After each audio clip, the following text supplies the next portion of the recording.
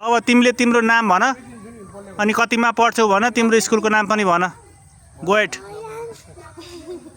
कति क्लासमा पढ्छौ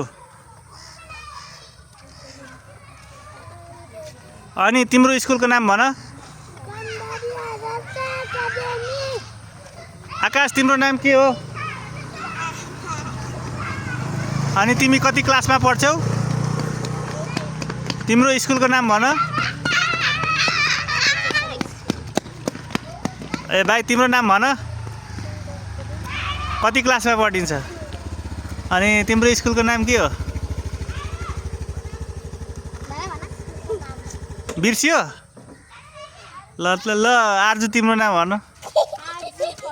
कति क्लासमा पढ्छौ तिम्रो स्कुलको नाम के हो ओके ल तिम्रो नाम भन अनि कति क्लासमा पढ्छौ अनि तिम्रो स्कुलको नाम भन त्यो इन्टरभ्यू दिँदाखेरि त्यसरी हल्लेको डिसिप्लिन मान्दैन नि एकदम स्ट्यान्ड बाई छाती फुलाएर हात निका हो त गर्ने हो ल है सबैजनाले भन्यो अब तिमीहरूलाई प्यान्स तँलाई के गर्न आउँछ बाबु